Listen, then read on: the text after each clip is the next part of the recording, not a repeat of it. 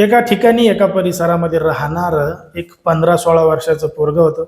त्याच्याकडे एक चांगल्या पद्धतीचा मोबाईल आला होता आणि याच मोबाईलच्या माध्यमातून ते सोशल मीडियाचा वापर करत होतं.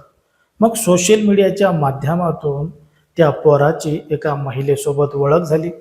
सुरुवातीला ओळख झाली, ओळखीचं रूपांतर मैत्रीमध्ये झालं. मग या दोघा जणांचं बोलणं चालणं हे मोठ्या प्रमाणात वाढलं.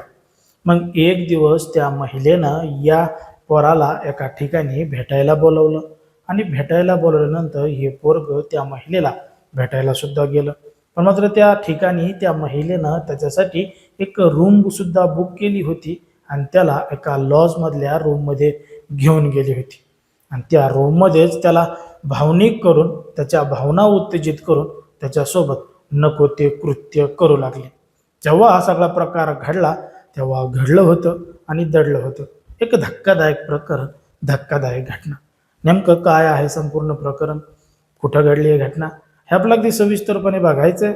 पण जर तुम्ही अजूनही आपलं चॅनल सबस्क्राईब केलं नसेल तर लगेचच करून घ्या आणि बाजूला असणाऱ्या बेल नोटिफिकेशनला सुद्धा ऑन करायला विसरू नका.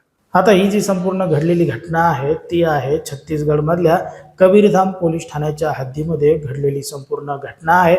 आणि या ठिकाणी या परिसरामध्ये राहणारच ते पोरग आहे. आता ते पोरग सोशल मीडियाच्या माध्यमातून सोशल मीडियाचा वापर करत होतं, वेगवेगळ्या लोकांसोबत बोलत होतं. त्याच माध्यमातून त्याची एका 26 वर्षीय महिलेसोबत ओळख झाली होती. सुरुवातीला ओळख झाली, ओळखीचं रूपांतर मैत्रीमध्ये. मग हे दोघं जण एकमेकांना बोलू लागले. मग याच गोष्टीचा फायदा घेऊन त्या महिलेनं त्या पोराला एका लॉजवर भेटायला बोलवलं. हे पोरग सुद्धा तिला त्या ठिकाणी भेटायला गेलं. त्या ठिकाणी त्याच्या भावना उत्तेजित करून त्या महिलेनं त्याला त्याच्यासोबत त्या ठिकाणी नको ते कृत्य केलं.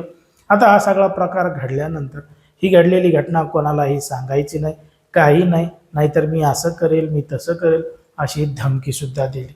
आता या संपूर्ण प्रकरणामुळं ते पोरगं घाबरलं होतं, त्याची मानसिक स्थिती सुद्धा बिघडलेली होती. काय करावं काय नाही त्याला समजत नव्हतं. मग याच गोष्टीचा फायदा ती महिला घेत होती आणि वारंवार त्याच्यासोबत अशाच पद्धतीनं करत होती. सुरुवातीला ही घटना 1 मार्च 2026 रोजी घडली होती आणि याच घटनेमुळं ते पोरग मोठ्या परेशान झालं होतं, चिंतेत होतं.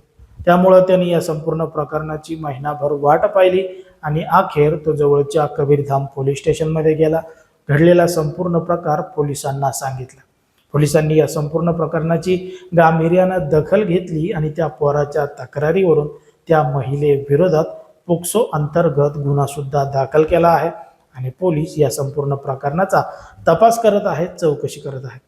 पण मात्र ज्या पद्धतीनं सध्या समाजामध्ये, राज्यामध्ये आणि देशामध्ये घडत आहेत त्याच्यावरून आपल्या एकच गोष्ट लक्षात येते की कशा पद्धतीनं सोशल मीडियाचा वापर वाढला आहे आणि कशा पद्धतीनं कोणासोबत घटना घडत आहेत. आता ज्या पद्धतीने ही संपूर्ण घटना घडली आहे त्याच्यावर तुम्हाला काय वाटतं ते तुम्ही अगदी स्पष्टपणे कमेंटमध्ये सांगा. आणि अशाच पद्धतीचे नवनवीन व्हिडिओ पाहण्यासाठी आपल्या चॅनलला लगेच सबस्क्राईब करायला सुद्धा विसरू नका.